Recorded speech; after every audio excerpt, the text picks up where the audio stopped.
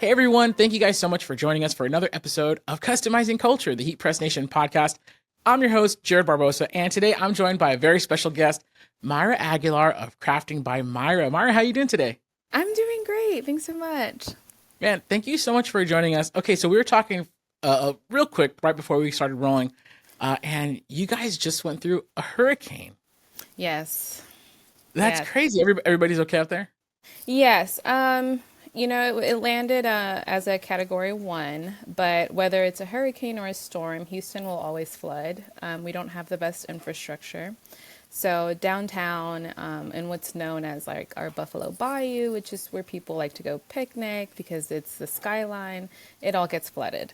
Oh, And I work out of my mom's dining room. I moved into her dining room when she got a total knee replacement to become her like primary caregiver.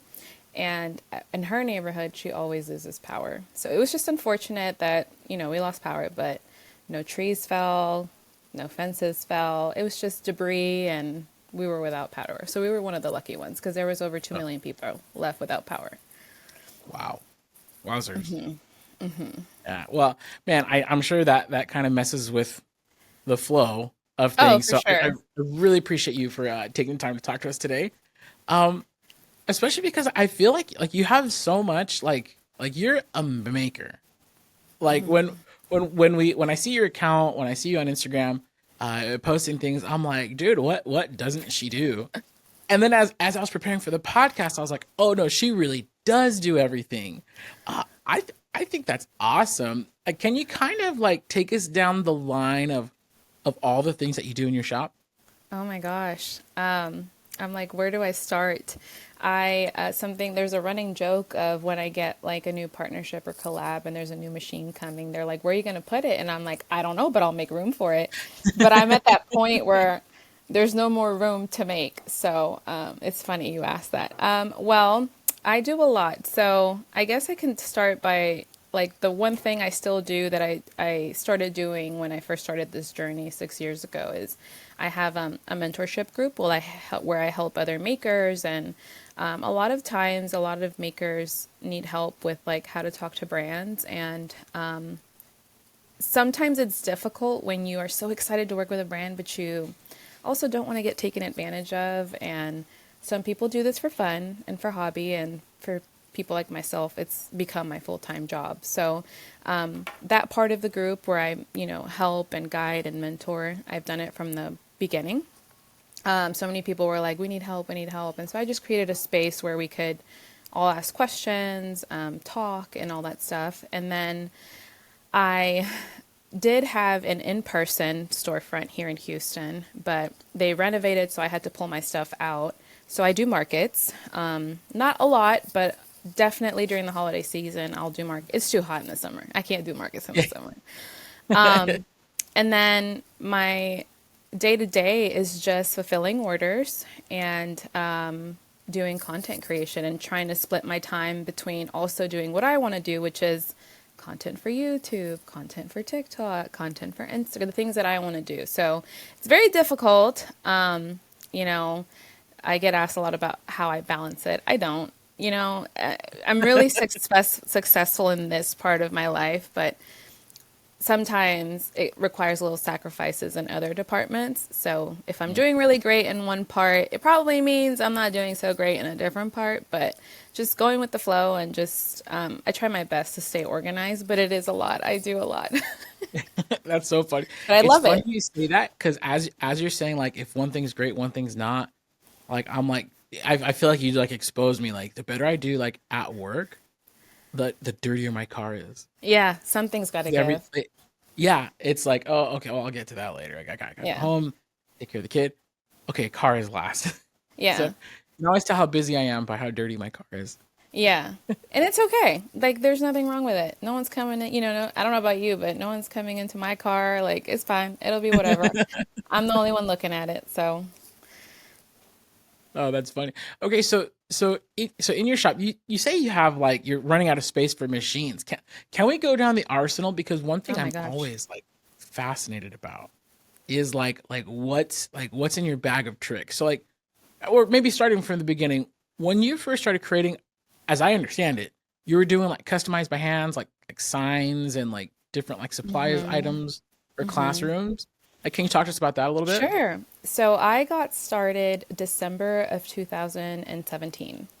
And I did not have Crafting by Myra, the Instagram page. I didn't even have Crafting by Myra, the brand. Like I didn't have that yet. It was just Myra. And I was a teacher, an elementary school teacher. And it started because when I was a student teaching, so here in Texas, you got to student teach that last year right before you graduate in undergrad.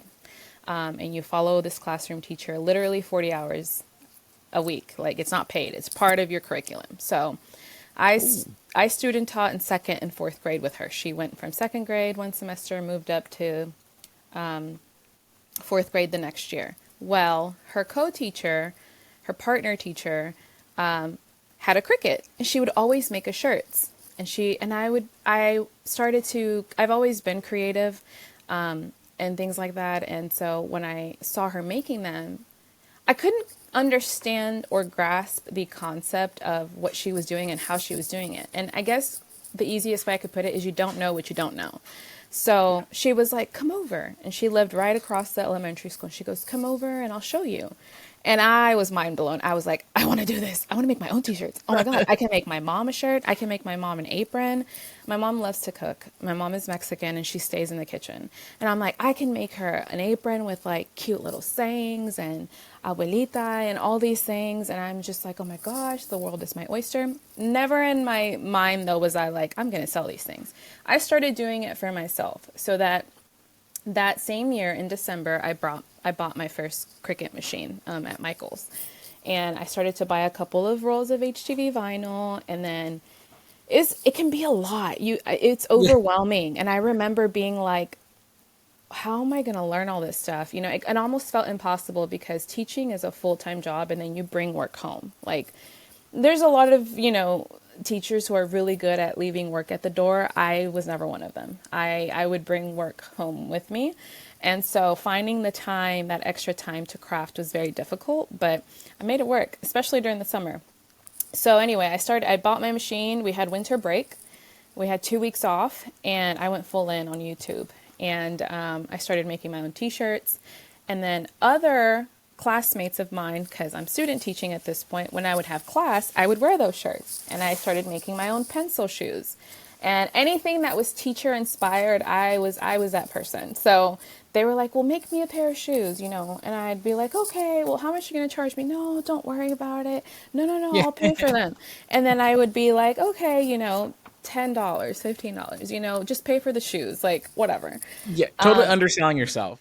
For sure, for sure. But I We all loved do. it. We all were there. For sure. But, I loved it. So I didn't care. Like I didn't care. I was just kind of like, I'm making other people happy by like doing what I'm doing. And eventually it got to the point where I was like, I had a notebook with orders, like so and so wants this, so and so, just Venmo me, that's fine. And that was kind of what I was doing. And then it was my husband who was like, you should consider like opening up an Etsy shop. And I was like, oh no, like I don't have time for it. There's no way. I don't even have a brand name. I don't have no, like, what am I even going to name it? And the name would stress me out because I'm like, it has to make sense. It has to be cute. I'm very type A. I'm very like, we have to do things by the book. And Yeah. eventually I gave in. And after push and shove from him and my mom, they were like, you should start so you can send people there.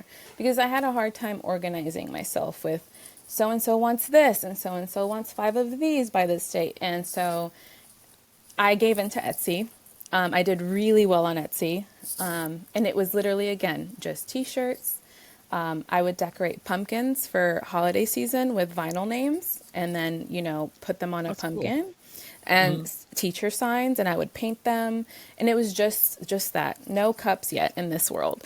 And eventually I came across a cup, I don't know if on YouTube, on Pinterest, and I was like, what's that? Why does it look like a pencil? I want one. So then again, because I was surrounded by teachers, whenever I would make myself something and sport it at work, people would be like, I want one. And it just blew up. It was just, I did really well on Etsy. I did so well that back then, and I say back then because it's not like this anymore. Back then, it was worth it to move over to your own website as long as you could move traffic with you. Because what I love about Etsy, and especially if you're a beginner, they do the marketing for you. As long as you are putting Yeah. in correct tags and titles, you'll do really well on there. But having your own website is more difficult because you have to push and bring your own traffic. You have to do that Yes. marketing. Yes.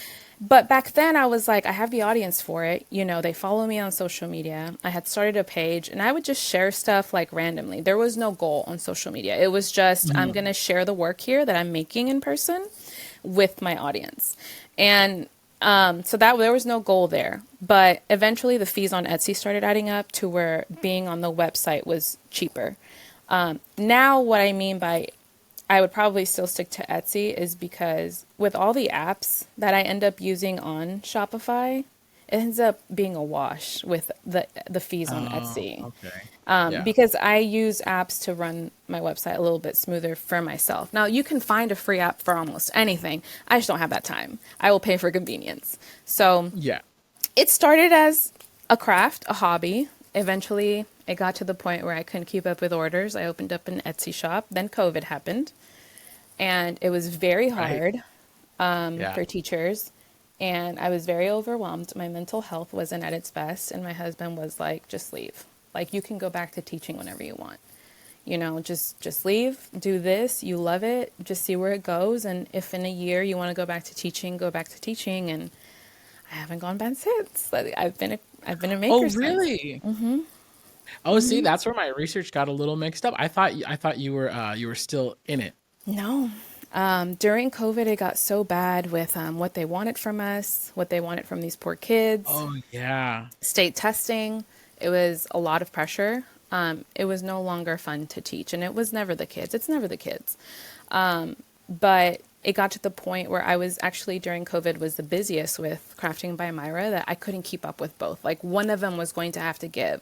And I didn't really want that to be the thing that I was so in love with, but my pride wouldn't let me let teaching go because I was like, I went to school for this. I put myself through school. Like I paid so much money for it to go to school. And like, how can I not be in this career that I paid for?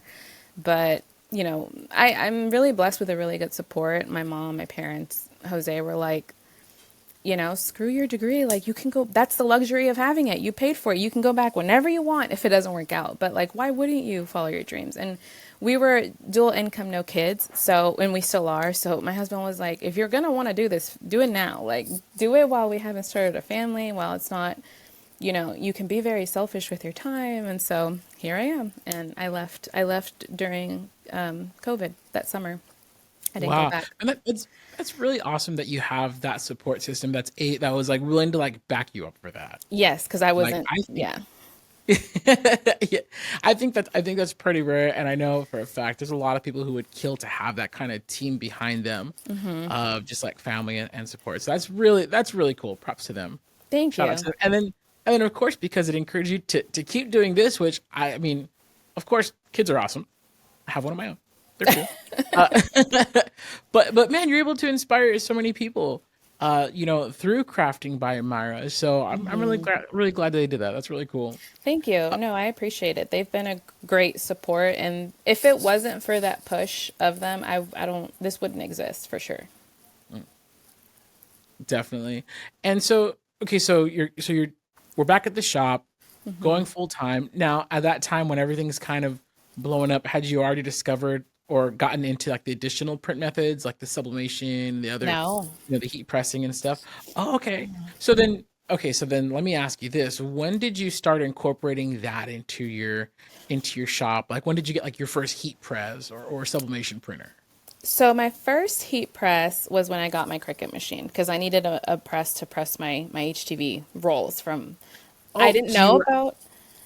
Yeah, no, you're props to good. you for actually buying a heat press. So many people start out with an iron and don't realize that you need the pressure, and then Yes. everything starts peeling off, and then you get all discouraged. And yeah, I feel like so many people have been turned off to vinyl on T-shirts because they didn't get the heat press. Yeah, and that co-teacher, she would do it with an iron, but I did my own research, and she was older, and so I'm like, Mrs. Wilcock, you can buy a a heat press. And so I put her onto it and she was like, really, what is that? And I had already watched some YouTube videos. So that's around that, like 2 weeks after I bought my Cricut machine, I bought myself a very tiny heat press from Amazon. It was like I can't even, like 9 by something, but it was tiny. But it Oh, yeah. was where you add your own pressure. And that was my first ever heat press. But man, that thing would make the entire room hot. And that's what I Yep. used. I did not know sublimation. I did not know DTF. I didn't even know what it was. Like it was that in itself, what I had, a heat press and a Cricut machine and HTV rolls and adhesive rolls from Michaels, that was overwhelming for me enough. I was like, let me figure this out. Like, I still don't know the ins and outs. I would make mistakes. The mirroring, like, it was just a lot for me at the Yeah. beginning. Yeah. Oh, yeah. So, sublimation, I did not start sublimating until I believe late 2022. Okay, so pretty recent, pretty kind of far along in your journey. Yes, because I started in December 2017 and I started sublim. I've only been doing it for 2 years. And that's because a lot of people in my mentorship group were like, you should try sublimation. You really, and I'm like, no, I don't want anything else. I don't want to add anything else. And I was, no, for like a couple months. And then I was like, all right, I bought a Epson printer from Sam's, I think, an Epson printer and EcoTank, and I converted it. And just that language, that's the reason why I wouldn't buy it, because it sounded so Mm, overwhelming. Like, what do you mean converting? Until somebody was like, Myra, literally, converting only means like not putting the ink and putting sublimation ink. And I'm like, why don't they just say that then? Why do they make it so confusing? So I yeah. started sublimating, and then, a couple of brands would reach out to me because I was very consistent on Instagram, and so I'd be like, "Yeah, sure, I'll try it, I'll use it." And I'm very honest. If something works for me, if it doesn't work for me, because I feel like it's taken me years to build that audience and that trust, and I'm like, I don't ever want to put something out that I don't wholeheartedly believe in or trust, or that I don't actually love and use myself. So that's how that ended up going. I started it with sublimating cups and tumblers, and then it turned into sublimating like shirts and magnets. And right now I just had a recent back to school drop, and it did really, we call them visual supply cards, which is what you put on the whiteboard to tell students what the supplies are going to be for that Oh. day. Hmm. So sublimating that, and adding magnets to it, and it did really well. So I didn't start sublimating till just 2 years ago, and that was after tumblers. I did tumblers like in 2020, like right before COVID. I discovered Mm. tumblers like literally end of 2019. Nice. And then, do you? I believe you have a DTF printer now. Yes, I just got it. Okay. I think that's my newest machine. Is a Pro Color DTF printer. I think it's a 1800, and then it comes with an oven. That is a love and hate relationship right now. It Okay. is a very, very toxic relationship between us because Okay. it is my most difficult machine. Hmm. I've had to learn different softwares. Had to learn one for the Glowforge. It's a different one for Xtool, different one for the Thunder, and the Wait, most you're running. difficult. Sorry, I don't mean to interrupt. My ADD is kicking in though. You're running three different lasers. I have them, yes, and there are three different softwares. Oh So wow. Wait, those are kind yeah, of okay. Sorry, those are kind yeah, of different though. You have like Glowforge yes. is kind of like the starter, right? I would think so. And the Glowforge didn't send me their CO2 laser. I have a diode laser, their Glowforge Aura. Ooh, so now you're talking crazy to me. What is that? Okay, What's CO2 diode? big difference. It's okay because I was like, Okay. what's the difference? So, okay. So, before the Aura, Glowforge was known for their, I get their CO2s confused with Exo CO2s, but their CO2 laser was like the beginner laser, the one that you would get because it fits on a small table in your house, and you can cut clear acrylic, white acrylic, wood, a bunch of different materials. With a diode laser, which is the one that Glowforge sent me, it's a great craft laser, but you cannot cut white acrylic, clear acrylic, and light colored acrylics. Like it will, the laser head Oh, will not read the or see those colors. So it's, yes, it's beginner, but I wouldn't recommend it to someone who wants to cut. Like right now, Stanley toppers are so popular. If you Yeah. wanted to do that, I would not recommend getting a Glowforge, diode. Get the CO2 because you can do that with the CO2 laser. Gotcha. And then you said you had a thunder. Isn't that like gigantic? It is huge. It's my first CO2 laser because even the X-Tool laser that I have, the M1, is still a diode laser, but I prefer that one to the Glowforge, just overall. And then the Thunder was my first CO2 laser. That is like a big mamba jumba that like cuts everything and anything. Yeah. Also a different software. However, it was the most difficult software of the three to learn, but it is my favorite because it reminds me of like Adobe. Once you get it, you get it, and Yeah. you can Yeah. use it for anything. So I love the software for that one. Yeah. So we'll get back to DTF because I'm super curious. But since we're on laser, Yeah. what are you using the laser cutter for? Like, is it just for like the Stanley toppers, or because I know you have a lot of things in your shop. Yes. So I'll give you a rundown of what I've ran this week. So I have a workshop coming up this weekend, and the people attending the workshop are making either a planner charm, which if you're not familiar with planners and planner girlies, it's literally like their own society. Now, when you say Just planters, like you mean like the little like plants, literal plants, right? no No. planners, Oh, but planner. I thought you said yeah, planter. My bad. no, no. So at the workshop, they got to choose whether they wanted to make a acrylic shaker keychain, which is layered, acrylic Oh, and the yes, I saw inside those ones. moves, Yeah. or a planner charm, which is much smaller, but it's almost like a planner bookmark to serve as a bookmark for your planner. But you get to personalize it. So I cut a lot of that. So, and that was all acrylic. What does really well for me in my shop are pencil holders. I've just gotten creative because I don't want the same stuff that's out there. Like I really try to think outside of the box, and like also my teacher brain like just is always on, and I'm like, what can I make for teachers? Like if I was still in the classroom, what would I want as accessories?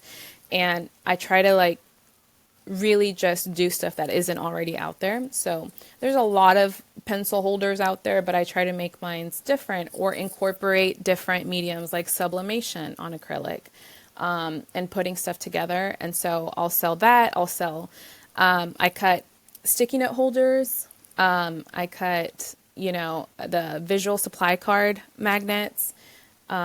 There's just so much you can do. It's not just, a lot of people are like, oh my gosh, I want to sell Stanley toppers. But once you get it, like the world is your oyster. You can literally cut anything and make anything. I love that. I wish I had space at my house for a laser. I have space for zero, like nothing. Like I still have my Cameo 3 at home because I can't because I want the bigger one, Yeah. but it's like no, I'm like maxed out. Stuff's anyways. Yeah, it's crazy. Yeah. Yeah. It's a Man, lot. oh, I'd kill for a laser. So okay, so really quick because I am super curious. You're talking Yeah. about your love hate. You say you have a toxic relationship Yes. with your DTF, and I kind of get it though. Um, DTF, it's definitely its own monster. Like if Hmm. you've done something else, you probably are like I guess the heat pressing part. Yes, it'll flow into your DTF experience. Hmm. But if you set up a sublimation printer, I'm not going to say that information is useless, but like Hmm. DTF is something totally different. So Right. yeah, yeah, I'd love to hear more about your experience with that. So, okay. So, for starters, I don't have a manual pressure heat press. I have an HTV rump press, great, but you can't adjust the pressure. Mm, okay. So, trying to make that work with DTF has been tricky because DTF works great with a pressure heat press. You need to have a pressure heat press to do that. So, when I got my DTF, I didn't have one of those. I still don't have one of those. I borrowed one. And the reason I haven't bought one is because I'm still in the market for it. And so my sister was like, just use mine. And I'm like, okay, until I can like get one myself because I want a bigger one. Like I see the smaller ones and I'm like, okay, I had one of those when I started, but I need to, for the stuff that I'm doing, it's 12 by 12 sheets on t-shirts or sweatshirts. Like I need a bigger one. So anyway, the DTF machine, and when they reached out and they were like, we would love to work with you, whatever, first of all, I was like, oh my gosh, I would want a DTF printer. I would love to, print my own prints. And I'm not, and Gotti, she's my friend, Crafty Gotti. Oh, yes, I believe she's coming up. We're actually going to be shooting a podcast with her soon. She has a DTF printer, and so she's very sweet. And I said, Gotti, you don't owe me anything. You don't have to help me at all. But I feel so lost with this DTF printer. And the reason I felt lost is because not only was it new, but from the beginning, it just was not working for me like everyone says it was working for them. So I thought it was a me problem. I thought this has to be user error. And it was frustrating because then you're so hard on yourself and you're like, no, like, dude, I'm not dumb. Like, what is going on? Like, something's not working right. Well, I think the machine they sent me is defective. I've had it for almost a month now, probably a little over a month. And the support is great. It's great. However, there's a 13-hour difference. So right now it's 11:26 a.m. here in Texas. It is 12:26 a.m. in China, in Beijing. So I have to stay here late and be here around 7:30, 8 p.m. when they're waking up and clocking into work. And so that is when I say love hate, and it's like they're wonderful. The support has been great. I have no complaints about, the support and their help with it, but the oven works great. It's the DTF machine that and after talking to a couple friends who own one, they're like, yes, this will happen, that will happen. And when they say it's a machine that requires maintenance, it's a machine that requires, like, every day you come in like clockwork, you turn it on, you clean, you print your test page, you do your purge printing before you use it. And that is every day. Like, you cannot go a day without not using the machine because it'll clog. So it's a lot of work. Yeah. It's a lot of work, but Yeah. I don't, Oh, sorry. Go ahead. no, I don't think that like what's wrong with it is my fault or their fault. I think I was unlucky to get, and we're working on it, like on finding a solution, but, it is wonderful to print your own prints, but like for people who are interested in getting one, just make sure like you know what you're getting yourself into, because I didn't pay for this machine, but if I did, I would be very frustrated because, when you're paying so much for something, you expect it to work like it's supposed to. So I would say if you're looking to make that investment with any machine, not just a DTF printer, is like you want to make sure that you understand the ins and outs and what to expect, because running into issues like these and then you have an order, you need always a plan B or C of like where can you get locally printed DTFs if you're in a pinch. Yeah. So Yeah, and I know the experience varies, like printer to printer. But yeah, I think one thing, just kind of to, if I could like piggyback on what you're saying, I think our most satisfied customers with the DTF printers have the order volume to kind of justify coming in every day to do the maintenance and things like that. It's kind of like to me, it's like kind of like washing the dishes, like we do. Because for us, because for me, I teach the DTF class, so I do the maintenance on the machine that's downstairs at the moment. And to me, it's like washing the dishes. Like, you got to get it done. It takes a few minutes. yeah. But then I'm only teaching a class. If I was making money selling T-shirts and selling transfers, I think I'd be a little less upset about having to wash the dishes every day. If I got paid every time I washed the dishes at home, I wouldn't stop. You know. So, but yeah, it definitely, it definitely varies. The experience definitely varies depending on your printer, your usage, and stuff like that. And honestly, I appreciate your transparency. A lot of people who, especially if they're getting something, like to test out, oh, I got it for free, so I feel like I have to say only nice things about it. No, not me. And so, yeah, which I appreciate, and I'm sure your fans and your viewers appreciate that too. Nobody wants to just get sold stuff. No. And I don't ever want to become like an ad channel. And it's not like I say mean things about, I will never speak badly or ill about a product or a company, but I will give my honest experience and feedback. And the machine was great when I got it. It printed out perfect prints. And then I came in the next day, but it was already starting to clog. And it's like, okay, well, if I'm coming in every day and I'm doing what you want me to do, clean it. And so, but I think that this machine specifically, there's something wrong with it because there's no way, But as far as like the quality of stuff, when it's working, it works great. The quality is superb. I have no complaints. It's just my own personal experience with it, and I'm sure other people have gotten it and not experienced any of the issues I'm having. So, Gotcha. Nice, nice. Now, okay, so I want to make sure I didn't miss anything. So we got handcrafted, which is like the tumblers, the staplers, which I thought that was I'd never seen anyone customize a stapler like that. I thought that was so rad. You have your thank you. handcrafted like signs, things like that. Sublimation, currently DTF, laser cutting. Am I missing anything? I don't think so. Cool. You curated a line of glitter, which I thought was wild. Like that's fun. Yes, I love glitter, as you can tell. That's Okay, all glitter. your glitter wall is insane. I love it. Thank you. Yes, I started working with glitter when I started working with tumblers. I would say like I made my first tumbler end of 2019 when I was playing around, but or no, I think it was 2018. It's been so long. So I started ordering glitter and, watching YouTube tutorials on how to make a tumbler and making sure, I had the right PPE. And, I was just so scared to get sick. I had heard horror stories about epoxy. Just all, Really? yes, With just like like, breathing in the glitter? no, breathing in the fumes from, the epoxy once it's mixed Oh, right, together, right. Okay. becoming a chemical. So, all this stuff and just everything being so, there's people who are like for PPE, there's people that are like, oh, nothing's going to happen to you. And I just always wanted to play it safe. So, eventually, kind of like with the machines, to be honest, if I'm completely honest, I had a love for glitter and cups, and I was making so many tumblers and really only mostly tumblers at this point. It was really no more t shirts during a time for like 2 years straight. It was just cups.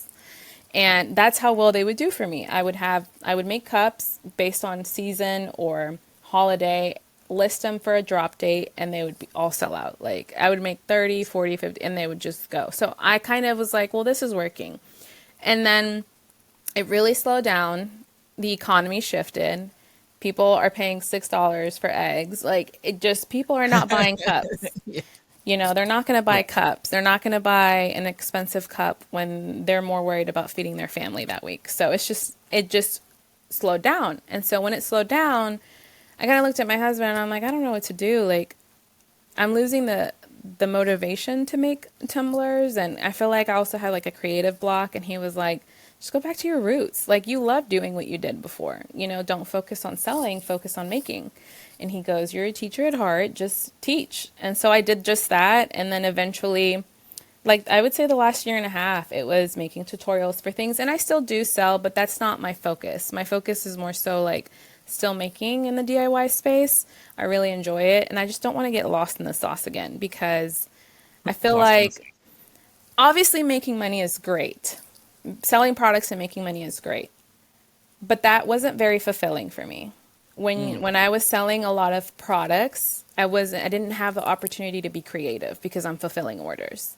And I don't want to go back to like where I feel burnt out. So now I try to balance, okay, I'll make stuff still. I'll make a certain quantity or I'll take pre-orders. That way I have time to make the things that I want to make. And when cups were really popular, like especially in 2020, it was like they were selling like no one's business and hotcakes. So I'm like, I just don't ever want to go back to that because when it slows down, like everything does, then I feel like, okay, well, I'm not motivated. No one's buying stuff. And I get in my head. And so I'm like, okay, no, we're not doing that anymore. I like to create. That's what we're going to do. But back in the day when I started, kind of like with the machines, as I was saying, like companies would be like, we'll send you glitter. And so I didn't buy all of this glitter. There's some from my favorite companies. And along the way, they've been like, let's do a collab, pick your own glitter colors. You get to, design and create. And that has been really fun for me because I have made glitter, that's school themed or teacher themed, and it does really well. But again, it's all been like a part of the process of being on this journey. Dude, that is super cool. Curating your own custom glitter. Do you have a favorite like combo? Yes, the composition book. It's called, I named it La Profesora. I think they all have like Spanish names, but yes. That's cool, man. So now I want to go back a little bit, if it's okay. to talk about your jump from Etsy to your own e-com shop, because Mm-hmm. I know that that's basically a lot of people once they, and it's always the sticker shock. It's like, oh, I'm doing great on Etsy. Yeah, you look at the big number and it's like, oh, that's fat paycheck, so stoked. And then when you look at the breakdown and you see the Etsy fees, it's like, why am I paying these guys? Mm-hmm. But Mm-hmm. if you don't mind, like, can you talk about, like, because you already brought it up a little bit about, you started your own website, but you said that maybe now, maybe you would, maybe you wouldn't. Can you go into a little bit maybe about like let's say somebody's right now, they're doing good on Etsy and they're thinking about opening their own website. Like, what advice would you give them? So I get asked that question a lot, actually, still. And I guess starting from the beginning, when I was on Etsy, I was doing so well that the fees would add up. And then sitting down with an accountant and help you see things really does help because you see where your money is going. And at the time, I was just paying so much in Etsy fees. However, I did have the audience on Instagram, and I'm talking about I was way over my 10K mark. Like I had an audience of people who were very engaged, would be ready for any of the teacher drops that I would have. And a lot of my products are teacher based. Not all of them, but a lot of them are. So that's my audience, teachers really, or educators, or people in the education space. So I decided to open up my own website. However, the reason I took that leap is because I knew wholeheartedly I can drive my own customers there. And I did. And at the beginning, it was slow, like the first month, because people needed to trickle over. But eventually, you telling them I'm done with Etsy and like you can find me on this website now, especially on, I would do this all on Instagram. People like customers are going to do what you educate them on doing. Like you can't expect them to know things if you're not telling them. And the thing about being a business owner is you have to repeat yourself a lot. Because if I say today, I'm having a drop in 2 weeks on Friday and this is the date and the time, today you might watch my story, tomorrow someone else might not. So it's like you Yeah. have to every day you have to show up, and people are always afraid of like, I don't want to get people to get sick of me. Then that's probably not your customer base. Like you have to Yeah. sound like a broken record. And so now if I was starting now, I would still go to Etsy because unless you have the audience to drive customers and sales to your website, you are going to be very discouraged because it Mhm. looks easy. Designing your own website is so cool and it's great. Listing your products with titles and how you want is wonderful. It's like the personalization of the website is awesome, but can you drive traffic to your website? If not, So good. then I would stay on Etsy because it doesn't, yes, the fees add up, but nowadays, unless you're willing to take the time to find an app for everything that you want that helps your website run smoothly, it's a wash. Or you end up paying more on and if I'm not mistaken, on Shopify, it used to be $29 and now it's $39 every month just to have your website open, Yeah. aside from fees and like fees from the apps that you use. And like I said, I don't ever want anyone to that's listening to be discouraged from opening your website, but just make sure that you are able to drive your own traffic. If not, you're going to be very discouraged. I actually have a good friend of mine. He went back to Etsy and he's doing so much better on Etsy than he was on his website that he's had for 3 years because he could not drive Wow. his own traffic. So you just got to do what works for you, What works Yeah. for one person may not work for you, and you just have to like do what's best for you. Yeah. Man, that's really killer advice. And again, I appreciate your transparency and just like being real about it. Um, so many people try to sell the fairy tale, like, oh, Etsy will make you millions, and oh, start your own e-com shop, and all this stuff. And the truth is, I love what you said. Like, just yeah, find what works for you. Yeah. Yeah. That's really cool. So let's just, and I guess just to put a pin on it, let's say somebody is doing great on Etsy, but maybe they got lucky with like a viral Etsy hit, so they don't have the social media to back it up. Probably not a good idea to go to their own website. Probably not. I wouldn't recommend it. Why Uh, why hurt yourself in that way? If they're used to going and you're used to receiving and driving those sales to Etsy and it's working great, it's just very discouraging. And the reason I say it is it's not just, don't take my word for it. I have worked with so many people who are like, I've made my website and like sales have stopped. And it's like, yeah, like if you cannot drive your own traffic, that's what's going to happen is, unless you're confident that like, and you're patient and you have the time to be patient. Because a lot of people also, this is their job. If you don't have the time to be patient and let your website grow and let your website drive that traffic eventually, then, going to a website from Etsy when it's your only source of income, that's not Mm, like, if you have if yeah. you're, maybe your husband or your wife, is head of household and you don't really have to worry about that part of like, well, I need to bring in income, then yeah, you can play around and kind of test the waters here and there. But if it's your only source of income, it's like, you just have to think about all these things, especially taking it from people who have done it, like who are living the experience of like, oh man, like my website is fun, but aside from being $39 a month, I'm not driving my sales. Yeah, my shop closed down a while back, and I had forgotten uh to stop my. So I was using Big Cartel, Mm-hmm. um, and I had forgotten to turn off the monthly payments. So I had gone. I basically shut my shop down around the time my son was born, and he'll be 2 in a few weeks, right? So by the time Mm-hmm. I caught it, I was probably like maybe like 16 months into having a closed shop, and I'd forgotten to turn off the auto payments. So there was like Oh, 10. It's only $10 a month on Big Cartel. Uh, but yeah, what is that? Yeah, so like $160 just down the tube. yeah. Yeah. And that was not fun. So yeah. And you're like, yeah, that's not going to happen to me again. Yeah, yeah. Oh, and so then after that, I went through every last email looking keyword payment, search keyword payment, and then just canceled everything. Yeah. Oh, Yeah. yeah. I do have a question though.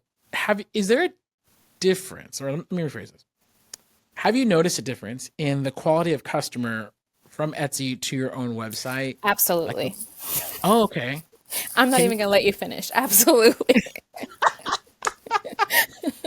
oh, please tell. Please tell.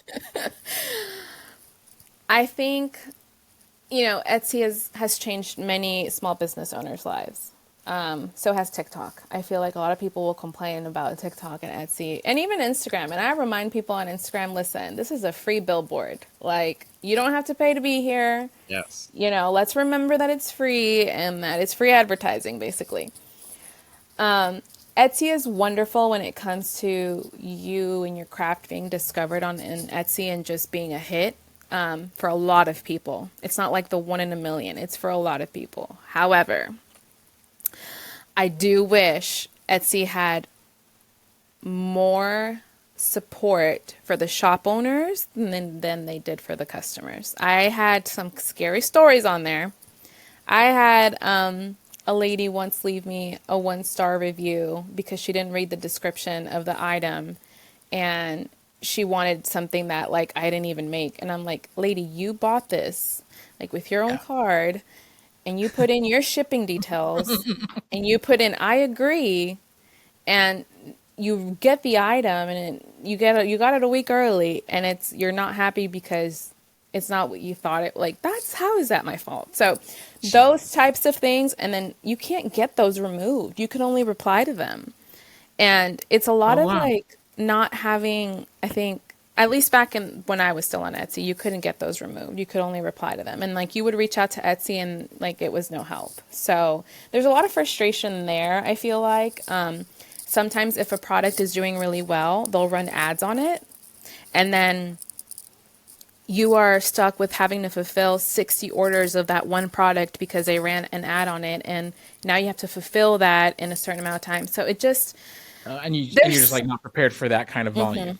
exactly. Wow. And so Okay. there's things sometimes, there's like pros and cons, but I think with Etsy, that's just the way the cookie crumbles. Like you gotta pick and choose what you're willing to deal with. So, but yeah, I have had not so great stories with customers and reviews and not fun. And on the website, what I have noticed is if there's ever a problem with an order or product, whether it's on my end, it's my fault, whether it's on their end, customers always reach out first. hey, this is my order number. This is what happened. How, can you help? On Etsy, they wouldn't even give you the opportunity. It was just like a 1-star review, and this is what I'm so Oh, unhappy about. And so I feel like with the website, because they're coming probably from my social media, they've gotten to know me. And that's another thing, is if like you want to sell, people will buy from you if they trust you. They won't even buy from you because they like your product. They'll buy from you because they like you and they want to support you. And so I feel like showing up and showing your face is really important. I was somebody who did not want to do that on social media. I almost wanted to do like a faceless account, but I realized that when I would go onto stories and show people that I am just a normal, chick from Texas and this is what I'd like to do, they want to see it. They like appreciate it, and it's almost like you have an internet friend who buys from you. yeah. Yeah. Yeah, I remember. It's funny you say that internet friend who buys from me. I remember when I had my first sale to somebody who didn't know me. I was just like, yeah. And then they became friends, and so and then well, internet friends, and then Yes. like we still follow each other. Yes, and I think that that's awesome because I find it so wild that on Etsy, on like my website, for other people as well, people who've never met you see something you've made and they're like, I want that. And they spend their hard earned money and they buy it. And I find that concept so wild. To this day, I'm like, wow, something of mine is going to Australia or something of mine is going to Spain. Like, that is wild to me. Oh, that is crazy. Yeah. International. All right. Yeah. Yeah. And it's ever so often, but even when I haven't sent something out to a state in a while, I'm like, that's pretty cool. And it'll tell me like this is their first order. Like I kind of wonder, I'm like, how'd you find me? Like, but it doesn't matter. Thank you so much Yeah. for your support. But Yeah. that is awesome. Yeah. Here on the live streams, every now and then we'll get somebody like, "Oh, watching you from New Zealand or something," and I'm like, "What time is it over there?" Yeah. Like, Yeah. like, oh, I'm probably somebody's like 3 a.m. background music as they're getting home from the bar and just eating some takeout or something. Cool. Yeah. Yeah. Yeah. It's so Thanks weird. for, It's so crazy. yeah. Yeah. It's awesome. And I think just being able to share your art with people, whatever that looks like, I think that that's amazing. Man, that really is special to be able to share it and have people like appreciate it. I think that's one thing that when I was running my shop, because I did customs, and then I also like tried like my own t-shirt line. Um, and every time I put out a new design, I was always so incredibly nervous. Like, because I'd be like, man, I love this enough to put it out, but what if it sucks? Right. Like, Yes. do you get that when Oh, you're yeah. launching something new? Okay. Oh, yeah, Oh, that I'm inner not afraid. critic. Okay, good, good, good. No, that inner, I mean, I feel like we're our own worst critics, but that inner critic is always Yeah, there. And I think that's just like yeah, I don't really, I don't really see it as a bad thing. I just feel like it's something in you that it means you care. You care a lot about what you're making, like, and you put, your heart and soul into things, and you just want other people to feel the same. So I think that that's not a bad thing. I think it's correlated to like being passionate about what you do. But I yeah. definitely do, especially for this last drop. I had not had a drop, to give you some context. I went from having a drop every month, like I mentioned, of whether it was cups or a series of items, staplers, mouses, mouse pad, whatever it was. I would have a drop on a certain date every month. And this was either once or twice a month every month. And every time before the drop, it would be like bubble guts of like, oh my God, what if I don't sell anything? What if I don't? Because this was pre-made stuff. And there was like Yeah. one item or two or however many of that one thing. What if I don't sell anything? Like, what if nobody likes it? What if nobody buys it? And 9 times out of 10, they would do well. Some of them would sell out the entire drop. And sometimes not everything would sell out, but like 50%, 75%. And I think I just got to a place where I was like, dude, if you sell one thing, you've made it. Like if you sell Yeah. one, like whatever. And just kind of not having that scarcity mindset and more so of like a I'm grateful for whatever it is mindset. This last drop, I hadn't had a drop since December and we're in July. So I was like very scared. I'm like, what if the people that used to buy from me are gone? What if, and it was like, I was gonna say it's my best drop to date, but I can't even say that because it's been my only drop to date. But it was such an incredible drop. I cried because I was like, people still Oh, love me.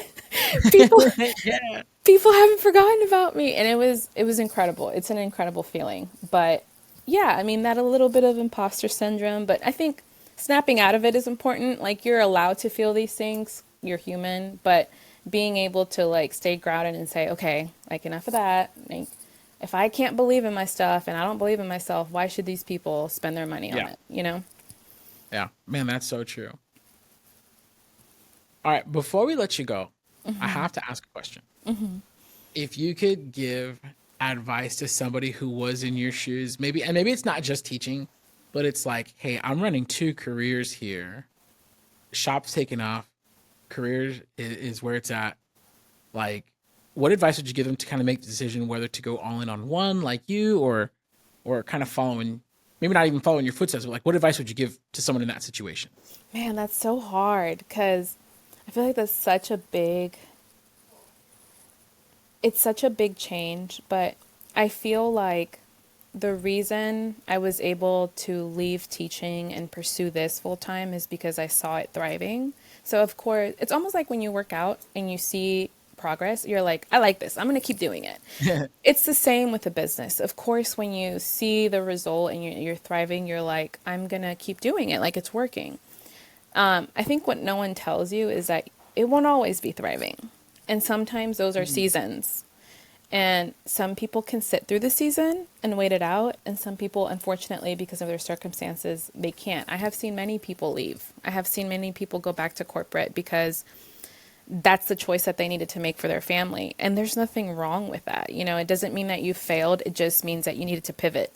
And I feel like sometimes we confuse seeing people going back to the workforce as like, oh, it didn't work out for them. And it's like, this can always be here for you. But for me, it was really just having a conversation, like with my husband at least, and being like, are you sure? And him being like, I got it. I'll hold the fort down if needed.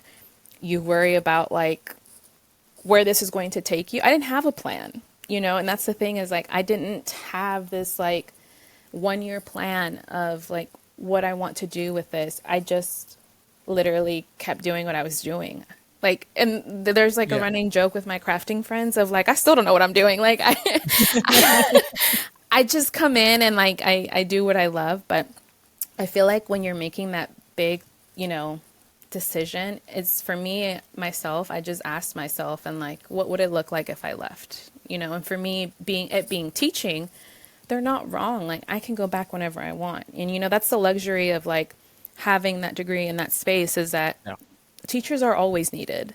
And going back doesn't mean that it didn't work out. I may need to go back one day because I want to start a family and because insurance is needed to do Yeah. like, you know. So it just, I would say like just honestly weigh out the pros and the cons. And if you have the support, there's nothing wrong with trying. What I always tell my friends is 5 years from now, you can be at a place where you tried something, it worked out, you tried something, it didn't work out, but now you know. Or 5 years from now, you can be in the same place. Should I have done Yeah. it? Should I not do it? Should I? And so it's like the 5 years are still going to pass. So for me, that's the way I look at things is I rather just do it. And if it doesn't work out, then okay, I learned from it and it wasn't for me, you know, but I'd rather not live with the what ifs or the not knowing Yeah. because, you know, I was afraid to take that leap. Man, that is incredible advice. I really appreciate you for sharing your heart today, and for taking the time out of your super busy week, for coming through to talk to us today. Ladies and gentlemen, this has been the Customizing Culture podcast. Again, I'm your host, Jared Barbosa, and today, super stoked and grateful to Mayra Aguilar, Crafting by Mayra. Thank you so much. Thank you so much for having me. Of course. All right, everybody. We'll see you guys around.